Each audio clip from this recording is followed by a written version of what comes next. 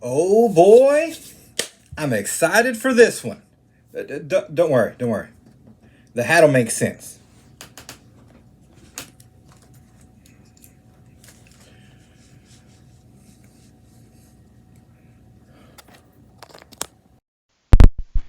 Okay, I had to put in my mic.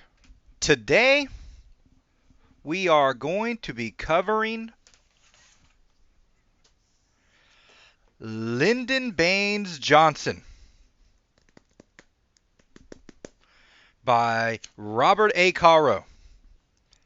The legendary, or should be legendary, Robert A. Caro. All right? This is, let me see, where are my notes? Oh, God, I didn't plan for this well at all. All right, I got it. I'm all right. This is the first of a five-part series on Lyndon B Johnson. Now, I didn't know it was a five-part till here recently, and I'm excited. Okay, there's book one. The other three, right? I own the other three. Oh man.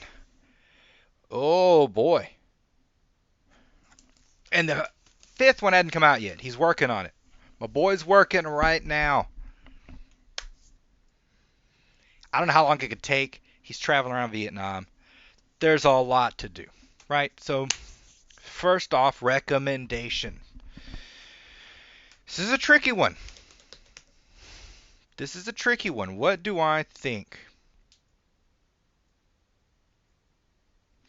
You know what? I think it's trying to think. Book one. I'm gonna just go with book one so far. I'd give it a three. I can't as much as I love it, and I do. I can't say that everyone, like if you're into I always go YA, right? If you like these YA novels, if you want some fantasy, I can't say you're gonna love this book. He goes into a lot of detail and a lot of politics. Man was into politics. Lyndon Johnson, not Robert Caro. So I'll have to give it a three. I think three is fair. I think if you like biographies, if you love history, um, if you're not so attached to your genre at the moment, absolutely you give it a go. It's a long one, right? There's a commitment here, but I think it's 100% worth it. Now, some of these I got for fairly good prices. I mean, it's in good condition because it was published a while ago. Off eBay, I think, for like $5. This one's all sort of more used, you would say, from an estate sale. Smells musty. From an estate sale. It's that good book must. It's probably going to kill me, but I'll die happy. It's from an estate sale for like $2. Great price. Couldn't pass it up. Now, I didn't know, only I have found a book by Robert A. Caro on Audible called The Power Broker. And I'm like, who is Robert A. Caro? This thing's like 66 hours long. What's this about? I click on it, and he's like, I wrote two biographies. I wrote one on Robert Moses, and I wrote one on Lyndon Johnson. That's it. That's all I got for you. And I was like, whoa, the man focuses, right? So I picked it up. Been 1,000% worth it. So, do I recommend it? Yes. Do I recommend anything Robert A. Caro? Yes. Do I hope he's working on it right now? Yes. Am I on the waiting list for a book that's not even out yet? Yes. I want this book bad. Okay, but let's get into this one, The Path to Power, so I can do this video and start on the next one, right? You're holding me back, people. I'm waiting for you. You're holding me back. He starts, my boy Robert A. Caro. Now, obviously, Lyndon Johnson's from Texas, the Texas boy. He gets a Stetson in real life, thus the cowboy hat at the beginning.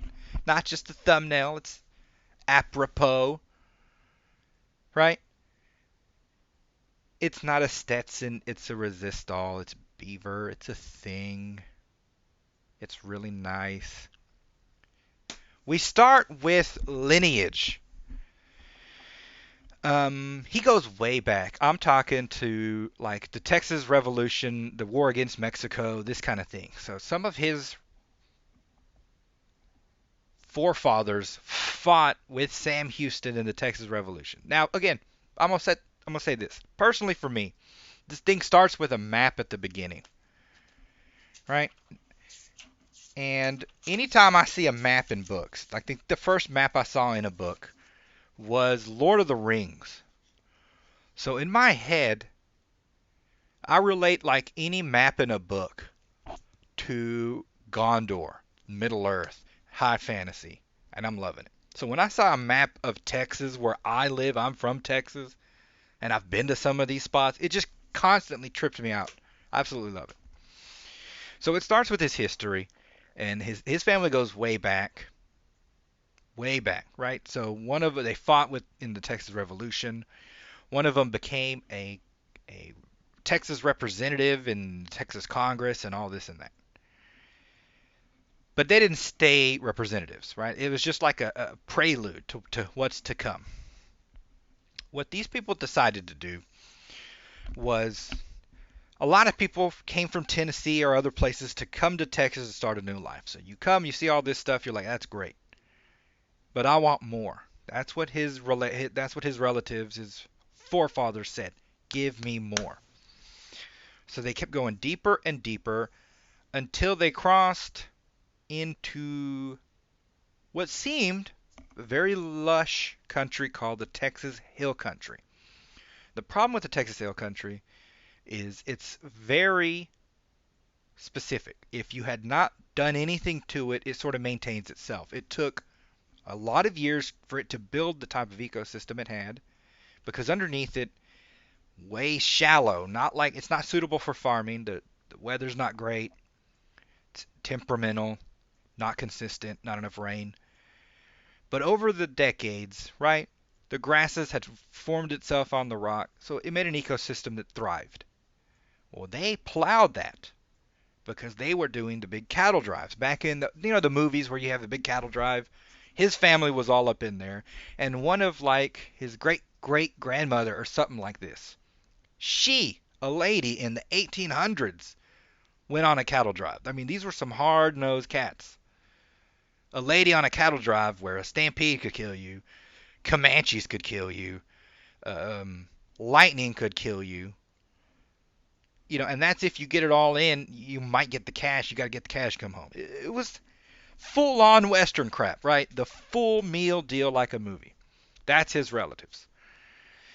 So they get money from this, and it's lots of money. It's like the oil boom of the day. You could make a fat stack. And what they did is they bought a bunch of land to do bigger cattle drives, right? Just buy huge plots, get massive loans, get lots of cows, go cash it out, right? Seems like a good thing. But they always, his family's particular, they pushed it one too many. It's just what they did. They always pushed one too many.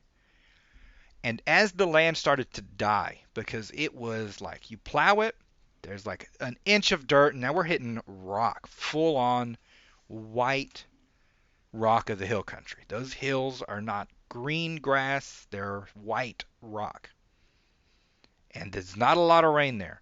And when it does rain, it might flash flood, rip up more soil, right? So it was just, they cracked the egg, and you couldn't put Humpty Dumpty back together again, and it went downhill.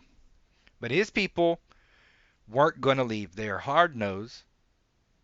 And I'm talking like brutal, in the sun, back-breaking work. And his people went at it, right? Generation to generation. And we get to Lyndon Johnson's parents. Now, his dad became a state legislator. And so at the age of 12, your boy Lyndon Johnson is in. Now, again, let me go back a little bit because this is all new to me as I'm reading it. When I was coming up in my youth as a youngling, I only knew Lyndon Johnson as like sort of a dopey guy who took over for JFK, the real deal, Camelot, right? So all this is new to me. Lyndon Johnson's in the Texas House of Representatives at like the age of 12. Now he got pretty tall pretty quick. He looked a lot like his dad. So, you know, they saw him as a pair, right? People were as chummy to him as his dad. His dad had a natural knack for politics. He was just good at it. He could be agreeable. He had a stance. He had morals, convictions. He was a man of his word. All the stuff you'd think you'd want from a Texas representative in 18 such and such or 18 whatever it was. 1890 something, 80 something, 70 something. It was way back. It was just before the turn of the century. But again, he was from this poor area in the hill country, and it was poor, and so he had to make a decision, and he made some bets, the same as his forefathers, and the bets didn't work out. Actually, they went really bad. And he ran out of money, and he had to leave the state legislature, and it was just sort of not good for him from then on. He never really financially recovered from that mess, as it were. And, you know, it seemed to affect baby Lyndon Johnson, as it were. He was adventurous, even as a baby. He'd wander off miles away from his house. So in the teen years of Lyndon Johnson, it seemed to take it pretty hard that his dad was now a failure. Financially, the town looked down on him. It was pretty bad for him. So he ran away a few times. Once to California, where he tried to be a lawyer, even though he didn't go to school. And then another time he went down to Corpus Christi, that's down towards the coast, towards the Gulf of Mexico. But he ended up in one of these cotton gins, which is I think it was a cotton gin. It was a huge, like, hot, dangerous factory, and nothing about it's pleasant, right? That's where he ended up, and then both times he ended up having to crawl back home in defeat. And this is the thing about Lyndon Johnson. He'll take an L. He'll take a couple of L's. He'll talk a big game, and he struts like his dad used to, and he sticks his chin out like he's better than everyone. And when someone calls him on it, he'll accept the challenge and then like utterly fail. He'll get beat up. He fights like a wuss. He'll jump on the bed and kick at you. He's not good in a fight, in a confrontation, it seems like. What can you do?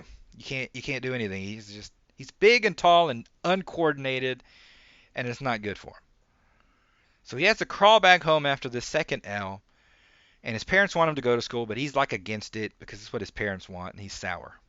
And in the end, he decides to go to school, but he has to go to school in San Marcos, Texas. And it's poor because he's poor. And the only reason him or any of the other ones are going to this school is because they're poor. It's the only one where they could afford to go. Or they're sports stars. Because it's Texas, if you a running back or a quarterback, you win. So he gets there, and he starts what he is like. Everything that happens in this school is what happens in real life for him from then on. And it doesn't matter this level, right?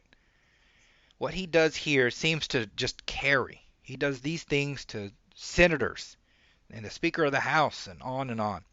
What he does at this school is he gets chummy with the president of the school.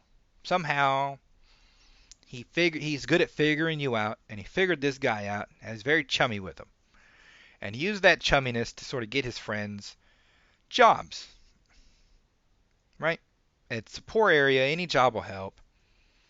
He got himself a job, a made-up job, obviously. And so he's making moves. Well, what else he does is there's a group called the White Stars. The Black Stars? The Black Stars.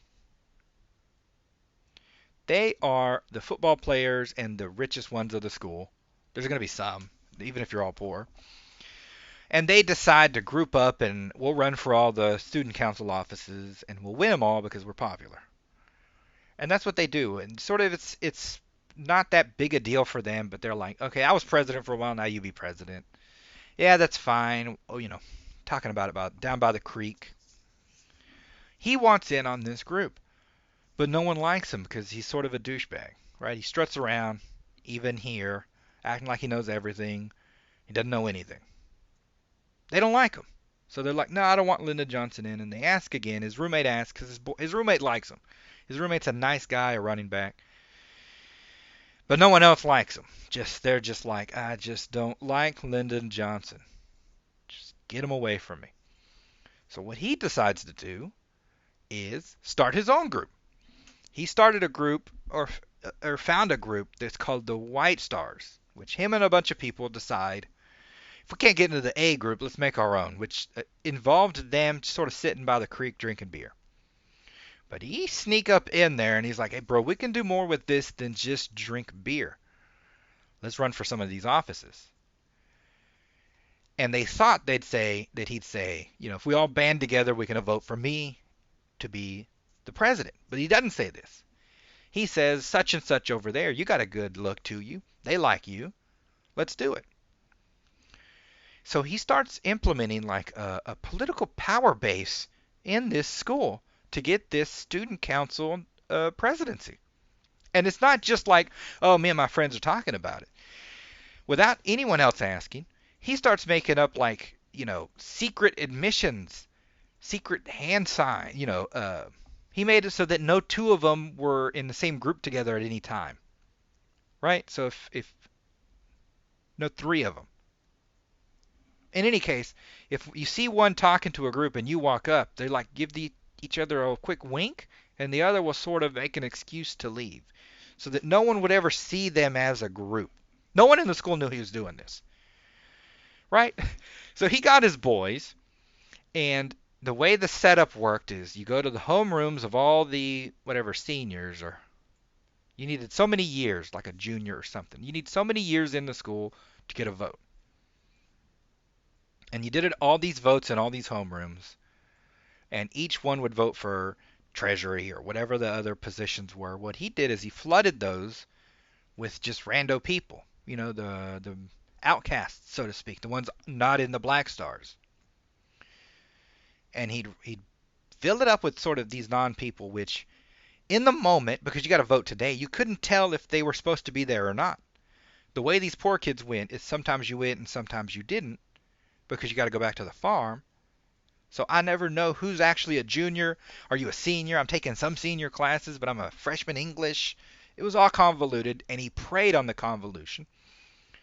He'd pick a few of his guys, the White Stars, to let it simmer for a second. People milling in, and then like shout out, "Let's get this going! I vote this guy. All in favor? Aye, ayes have it." They'd rush to the next room. Boom, boom, boom, boom, boom. Before anyone knew it, this guy's the new president. These other people are all in their mix, and all the Black Stars are on the outs. Now, they didn't care, but they're competitive, right? And they're like, well, I didn't want it, but now that I lost it, I really want it. I don't like losing it. I don't mind not having it. I don't like losing it. So they then try and like counteract it, but they can't ever do it, because I swear to God, Lyndon Johnson's like a mastermind, a political mastermind. He'd keep seeing what they're going to do, and he'd keep turning against them. And I'm talking like it's the school of politics, but he was vicious about it. He's good at reading people, so he'd read people and find the ones that do what he says. Then taking those that do what he says, he'd make them do stuff. Right? He had one guy who, like his big opposition, he got this guy to date the lady of the guy that guy likes, right? He likes her, so he gets his guy to date her because he's suave. Not for real, just to keep him away from the other guy, to spool him off his game, and so that he doesn't focus on this election. He'd do crap like that, and he did it a lot. He'd send this guy to sort of schmooze a lot of the ladies, to then get a lot of the ladies to vote, and now he's plopping them in this as secretary of this or free votes on the board that just because the girls don't care about politics whatsoever. It's 1920 something or if 1915 or whatever the crap it is. They don't care about politics in those days hardly, especially these country girls. So they were just so he was just running like a political game over there. And he was vicious about it, right? That wasn't the only time. There was one time when like it was like librarian or something to this effect, right? So times are bad. They're poor kids. But this one guy had worked in the newspaper. He'd worked in the newspaper a good long enough time. He was supposed to be the next editor in chief. Lyndon Johnson wanted to be editor in chief. That's shiny. It's mine. But that's out of the chain. He found some kind of like back channel way to get the kid and his friend excluded. So then not only did they not get what they thought they were entitled to, right? What they thought they had earned from years of being in the paper, they lost out on money they thought they'd be getting, right? They needed the job to keep going to school.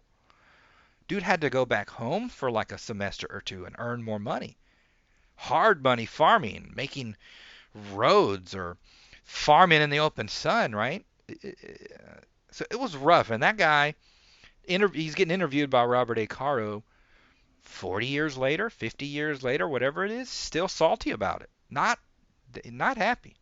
This he stole some elections in coming up as a kid, which is hilarious. So he graduates, and I think around the graduation, he shows up because he loves politics. He loves to talk politics. His family likes to talk politics. His dad likes to talk politics. So when there's like a political rally, they'll go and hang out. And one guy, Henry, I forget his name. It's H something. That didn't help you. Doesn't help me. Was going to run for this district, the district that he lives in. So he's having a rally in that district. He sees Lyndon Johnson's dad, and of course sees Lyndon Johnson. He remembers him. The kid's growing up now. It's like, hey, I want, come up here, say something good for me for all these fine farmers, blah blah blah. And he goes up there, and he gives a pretty good speech. This is the big thing back then. Someone would jump up on some kind of wagon or truck bed, and they'd give a speech, and that's how it worked. And this politician, to his credit,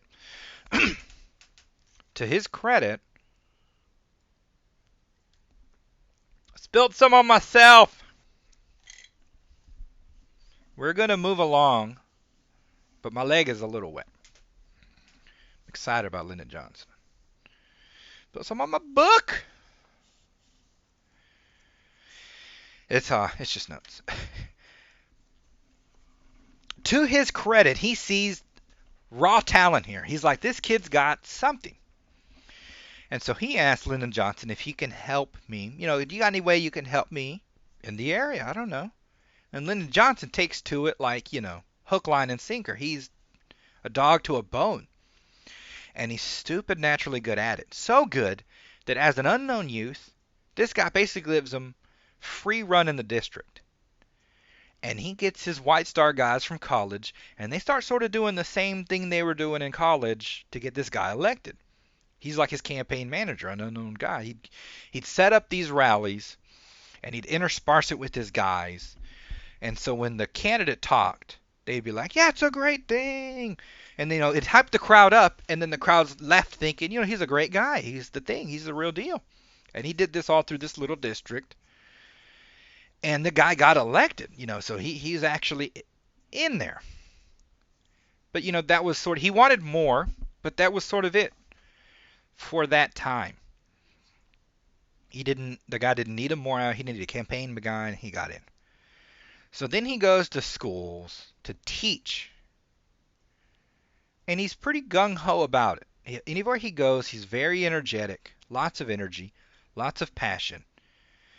But what he ends up doing is the moment something better comes, like he loves you, you're the greatest thing since sliced bread, I'm here for you, we're going to succeed, school meets tomorrow, hold on, yeah, I got a new job, bye. He'll leave that day. He left this job that day for a better one in Houston. Now he got his sister to fill, whatever. He goes to Houston and he gets in charge of a debate team. And the kids, even to this day, some of them still love him. He was a grinder. He pushed them hard. He did more than was even asked. Right? He's like, I want to win the state championship for debate. He'd routinely go over the kids over and over. He set up mock debates with other schools to practice his kids up. He hit that circuit, and they went all the way to the state championship and lost by like one vote. Right? So he had almost won it, lost. Then they said he was nice to the kids in the loss. He went in the back and threw up, I think because he was so stressed. But he was nice to the kids. I mean, he was setting up pep rallies for the debate. I mean, everyone was hyped about it. He knows how he got the papers in. He knows how to hype something up. And he hyped the crap up. And then he's all like, you know what? Next year, we're going to win. We're going to be number one in the state. No doubt about it. Then he gets a call that one of these other guys, I think the guy he helped, did something else. It was a congressman for the United States Congress, not for the Texas House of Representatives. This is now a new guy, Clyburg, who owns the King Ranch in some area in Texas, which is in the time it was a huge ranch, just ginormous. These people were rich, basically owned a county. He's gonna get in just because his name's Clyburg, right? So he gets this seat, which back in the days, and a lot like now, Texas likes to send a guy and sort of leave him. You could be a Texas representative for a good chunk of time, right? So Clyburg gets in, and he's like, I need a secretary. And this guy's like, you know who? I know a good kid, Lyndon Johnson. Why don't you get him? And Clyburg's like, whatever, don't care, not really into it. He didn't really care. But he went, he took the job. Lyndon Johnson took the job and started grinding. Stuff people didn't even ask him to do. First, he got a good lay of the land. He was walking all over D.C., up to people. I need to find, if I can't talk to the Secretary of Labor, I'm going to talk to the Secretary's secretary. If I can't talk to them, the secretary under that. If not him, the receptionist. He's talking to everyone in town, figuring stuff out. Who's where? What do they do? What do they like? How can I be liked by them so that they can help me? That's like he got a game plan. So on top of doing that, he gets all the mail. Back then, that was the thing. At least that's from his point of view. They didn't have a lot of access. A lot of the districts still didn't have electricity. So his access to the constituents was the mail. And he got a couple of his White Star buddies and a student from the debate team. Now, some of these people stay with him for 30 years, right? Through all thick and thin.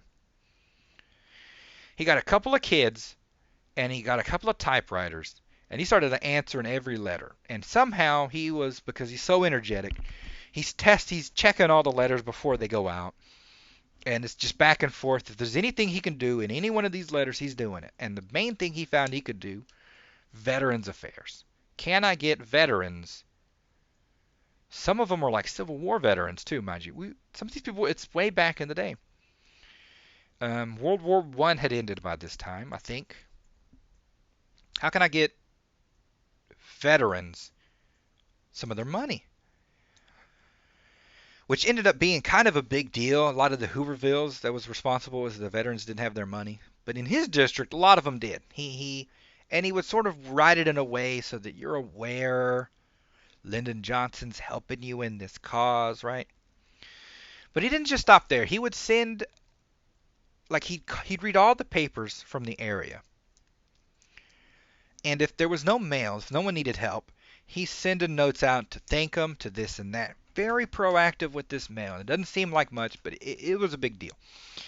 He started getting contacts, and he started expanding those contacts out to past his district. Just any way he can, he's making moves out. At the same time, he is trying to get friendly with any higher ups that he can, right? And he meets a few people. One, Wirtz, is a lobbyist, big time lobbyist for the oil people. He's flashing cash all over the place. Huge. Right? He's spending more than like the Texas state legislator spends or something like that. It's just obscene amounts of money. He's big time. He ends up talking to him and getting him to like him. And he ends up talking to a man named Sam Rayburn, who is a powerful congressman, soon to be Speaker of the House. Well, not soon to be in our book terms, I would say. And he gets these two to really like him, which helps in way after way after way. And it's not, he wanted Clyburn to quit, but Clyburn apparently just was like, you know what? I like being a representative. I'm going to stay. So he needed a way in. He didn't want to wait for too long. He needed a way in. And at some point, a representative died. I mean, they stayed till they're like 80. So a representative dies. Right? So now this seat's open. And he immediately goes to like Wirtz's house. And normally, there's like 5 other people in better position politically, with more friends, with more money, with more seniority, which is a big deal in those times in Texas. No one wanted a young guy. They say, not enough experience. I want an old, gray-looking guy. So he had a lot working against him, but he went to Wirtz's house to have a conversation. I want that seat. I'm trying to get that seat. Now, Wirtz had a side gig. And his side gig, on top of money grubbing, was being a lawyer, and for both sides, right? I'll be counsel to both sides, and everyone's paying me. If there had been ethics laws, I'm sure he was breaking them. but on top of that, he wanted power. Some kind of political power. However he could get that. And in his head, what he thought was hydroelectric. That was the big thing. To own some kind of control of a power plant. Because that was a big, if you you can't get an oil, you have to find oil. I can make a power plant. So he gets a guy to start making a power plant. He pairs up with a guy from Jersey or something, and then that guy bottoms out because it's the Great Depression. But now he has a half-built power plant. It don't make him no actual, it's funny because he wants electrical power and power, right? They don't get him no power if it ain't running. So what do I do? Well, I'm going to use some of these loans, right, that FDR's given out, I think. I think it was FDR. The New Deal loans. I need some of those. I need some of that New Deal money to build up my thing. I think I got some. He finangled it because we knew this powerful congressman who could make it happen, because committees are very powerful. I knew this congressman who could make it happen, and so then I hired this other guy. This other guy's named Brown and Root. Now, I'm mentioning these people because they carry. Brown and Root was a guy who started from the bottom up. I'm talking like he moved his wife into his tent when he first got married, bottom up. And he was grinding in a poor area of Texas to get construction jobs, and he just survived everyone through the Great Depressions. No one knows how. He's just a grinder. He got his guys to work. He'd squeeze money out of some municipality, but he could never get up. He was always right on the line, and despite being on the line, he had delusions. I wouldn't say delusions. He had dreams of grandeur. I like building stuff. I want to build a big thing, right? So when Wirtz talks to him, he's like, bro, why don't you build this dam for me? And he's like, I got this government money. He's like, yeah. All right. He goes, the problem is I don't got the money yet. Government money takes a second. You got to put some out. Brown's like, that's my big chance. Tired of sitting in these weeds. Let's do it. This guy goes into $1.5 million of debt in 1930 such and such. It's everything. He puts all the chips in hoping Wirtz will make it happen. Wirtz is like, I can make it happen. The one he was leaning on to make it happen died. So, I don't just need a new congressman in that seat if I'm Wirtz. I need a guy who can make this dam happen, because there's problems now with the dam. The first problem being, I don't think it's legal, right? When Texas came into the United States, it came in as a republic, meaning it kept all the land that would have been federal remained Texas land. And so it would have been legal in another state to build the dam in that old river, because that river would have been federal. In Texas it isn't. How do you make that happen? Plus there's some other money things saying maybe you shouldn't get any at all. Right? So he's like, bugger, I got 3 problems at once, and I need someone to fill it. Now, he knows Lyndon Johnson. He's been hanging out with him for a while. Lyndon Johnson's a smooth operator. He's like, if I get Lyndon Johnson in there, he can make it happen. He's good at schmoozing people, right? Because I could get the laws, but I can't sort of schmooze them because I'm not in there. And if it's someone else, why would he want to do it for me? Lyndon Johnson will like me, right? Brown and Root's hanging by a thread over there. At any moment, the auditors will shut him down. That's what's at stake in this election. And Robert A. Caro does a great job, side note, a great job of building the drama for these campaigns, as well as, and I mentioned Texas, he does a good job of relating to non-Texans how it feels, the vastness. I mean, there's lots of big places, but Texas, for some reason, feels big when you're driving around, right? Robert A. Caro does a great job. So in this campaign, Lyndon Johnson hits it, pretty hard. He's driving all over the place. He is the lowest rung of candidates who has a chance to win this. Everyone thinks this is going to be this attorney general or something else, right? And I'm talking, he's driving 12, 15 hours, 17 hours a day, talking to everyone, shaking hands with everyone. He can't give a speech to save his life. He sucks at giving a speech. But when he stops speaking and starts talking, just a smooth operator. Everyone ends up liking him, 1 vote at a time. And he's going way out into these country farms, like walking miles and this and that, talking to farmer 1 at a time. And he's building it up, right? And it seems like, don't know if he can win. Still, even with that. What he decides to do is just tether himself to FDR. Basically, the only thing he says is, I'm going to be your guy, and I'm going to be there for FDR because FDR's for you. FDR was sending, farm loans, this kind of thing. He's helping the country. The country thinks FDR is getting them out of the Depression, and he tried to do a court packing, and they resisted. So now this is the first election. You know how one of these will pop up, and everyone thinks it's a bellwether for the whole country. So sort of the nation started to peak. And he just went head over heels. I'm everything to do with FDR. I'm basically a mini FDR. If FDR needs a vote, I'm FDR's vote. Put it in the bank. I'm going to be... Now, this ends up winning for him. Right?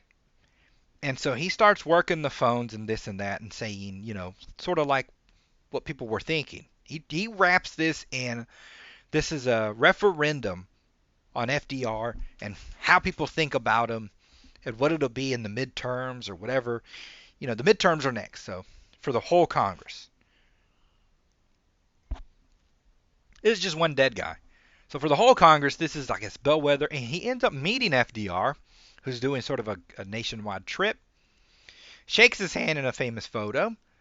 And they put it in the book. But I can't find it right now. If I were more organized, I'd have the photo ready. Maybe I'll find it. He shakes FDR's hand and he hangs out with him for like an hour or 2 or 3. And he's smooth. and he puts the Lyndon Johnson on him. And FDR kind of likes him, but he's still FDR, so he moves on. He can't keep dealing with Lyndon Johnson forever. Lyndon Johnson uses it for every ounce it's worth. So he now is a congressman, an actual representative in a very short amount of time, from secretary to representative. And he saves this bridge. He gets the law changed somehow because they're the refs.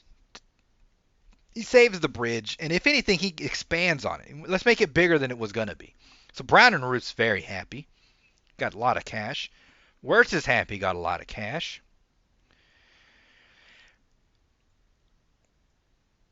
Let me see, did I miss a bit? No. He ends up running. Hold on, did he do that before or after?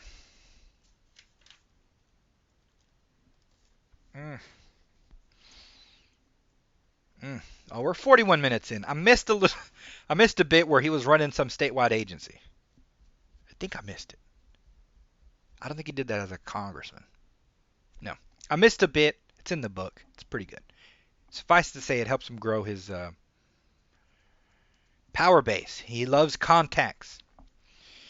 In any case, he's now a senator. He's now a congressman, and he basically does nothing as a congressman. He talks to a lot of people. He learns the lay of the land. He does his weirdness again in what they call the baby Congress or little Congress. This is where all the aides. No, he already did that too. I skipped 2 bits. Oh my God, they're good bits. They're in the book. He's shady as crap. Just know that. I'm 41 minutes in. I can't talk about it forever. I'm gonna just sort of wrap it up. I'm not gonna wrap it up. I love this book. He has this money base because he helped Brown and Root and Wirtz, right? But he also has a lot of contacts in Texas. So what they have is new money coming from Texas. There's oil fields all over the place, and there are rich people no one else knows about but Lyndon Johnson, and he's friends with Sam Rayburn. And so, Rayburn had just ascended his lifelong dream to be Speaker of the House. But he's like, if I lose in the midterms, I don't be Speaker no more. The Republicans are going to put Speaker of the House in. This is just the way it is. I need to retain the House.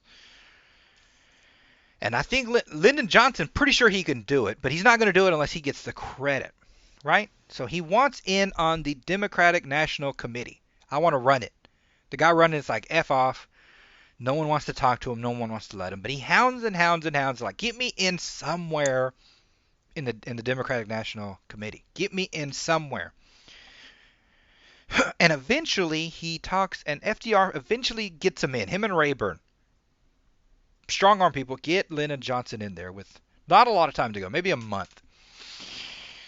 He starts writing and calling and telegramming every one of the representatives. What do you need? How can I help you? They all say the same thing. I need a little scratch, bro. I need some of that cheddar. And he's like, I got cheddar. No one else had cheddar. It's the Great Depression. It's whatever. People are poor. The committee didn't raise money at the time. They didn't have a nationwide plan at the time. But he did. In his head, he had a plan. He started sending these cats money. If someone asked for 100, he might have sent them 150. But he asked for other stuff too. Not just do you need money. He's sending money all over the place. Brown and Root money. All over the place. He's also asking for if you need help with intelligence, right? Like, how do my people think about what if my people are in school or this kind of information the government has about places? Do you need that? Would that help you to know? Do they like this type of school or that? What do they think about this type of law or that? He starts asking if they need this information, and some of them do, and he gets it to them. Helps them in their debates. Helps them in this sort of how to tactically say stuff. On top of sending more money. He's sending money people don't even ask for it. Right? He starts organizing because at the time, these people didn't have money for posters of FDR. Now, FDR, everyone was sure FDR is going to get back in. They didn't have posters for FDR. They had one poster and they were sharing it. That's how broke these fools were. So he starts sending money. Not only that, he starts sending, like, if there's like a Polish representative who's famous, he'll pay for him to go all over the country to these Polish areas, talk Polish to these people. He'll pay up for some Polish crap to get printed up, right? So that the flyers, they can read the Polish flyers, this and that. He does the whole work all over the country with all this new oil money through Rayburn's help to get it. He got contacts with these other oil people with Brown and Root money. He spread this money all over the place, and it was a resounding success, right? And all over everywhere in Washington, we're hearing one name, like Lyndon Johnson helped me get this. And some people who didn't like him, because they didn't like him because he's cocky, the same they didn't like him in college, start being like, who's Lyndon Johnson, right? It starts going all over. He also sends a lot of intel to FDR through this. He's using these local politicians to get a sense of what's happening for FDR's sake. And FDR's like, this kid's a winner. I like him. So he hangs out with them more, and it don't take long hanging out with Lyndon Johnson. Lyndon Johnson puts that Lyndon Johnson magic on you. Next thing you know, we got a naval base going to get built in Corpus Christi, which wasn't, it was going to be in Puerto Rico. They're building it in Corpus Christi. Who you think is going to build it? If you guess Brown and Root, you're 100% correct. And Brown and Root don't know anything about harbors, how to build a naval base. They don't know nothing about it, but it's huge and it's expensive. And Brown and Root's about it. And so he's like, triple down on Lyndon Johnson, whatever you want. So now Lyndon Johnson has a big say on all these naval bases, a big say on a lot of government spending, and a big say in a lot of people's careers, right? So he has this power base that's building. But then somebody, I think another somebody dies. This time it's a senator. You know who wants this seat? Your boy Lyndon Johnson wants the seat, and he wants it bad. Senator is higher than representative in his head, and he wants it. And he attacks it, not as hard as the first time, to be honest. After all this time, it's been a representative for a second here. He sort of got fat, literally fat. And because he was gangly, it sat weird, right? He had like a big fat butt that stuck out. The kids would laugh at. He walked around very pompous. FDR was backing him. He had more money. I mean, it was one of the most expensive campaigns in Texas history. He throwing money everywhere. When they campaigned, they'd have like a barbecue. His was an all-you-can-eat barbecue. Every kind of machine is on his side. There are like Dons, like jefes, which is Mexican for boss. They were boss hogs in South Texas and West Texas, I think, who just ran their crap with an iron fist. And if you needed their county, you have to pay for it. You pay them, and they'll get the Mexicans over there to vote. The Mexican will vote under armed guard, literally. A pistolero, they'd call him. Dude had a pistol and then like a rifle. And he's watching these Mexicans come in, making sure they vote right. Then someone else would hand him a shot of tequila, and off you go. Or I pay him $5, however you want to do it. He's buying votes. He's buying ballot boxes. He's buying everything. Right? He's full on. The governor, a popular governor, decided to run for the Senate seat. And he used words to work the Texas representatives to not end the session so that the guy had to stay because he vowed to stay. So he didn't even get to campaign against him. He thinks he's got this in the bag.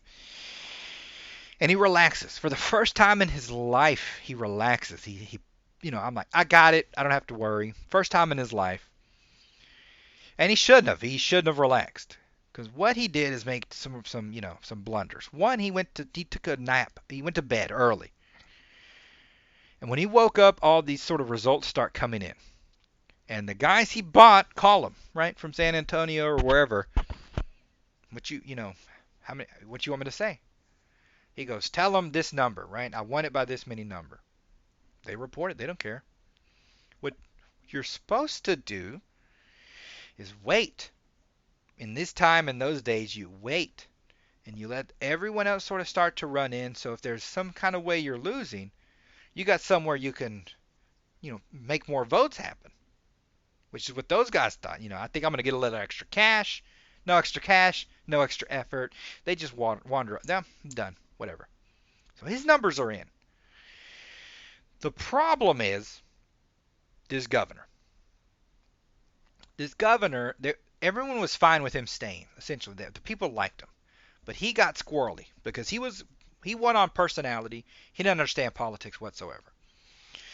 So when he was running out of time because of Lyndon Johnson, he started getting desperate and he started saying goofy stuff. And one of the goofy things is, I'm going to do something about all this booze. Maybe I'm a prohibitionist. And you're like, it's not that big a deal. But we're building army bases in Texas. And alcohol guy wants to, set up shop all around there and sell a bunch of booze to a bunch of soldiers. Who wouldn't? That's a lot of money. But this guy, this governor, starts trying to put in and puts in a prohibitionist on the liquor license board. Right? So it doesn't upend it, but it's scary for him.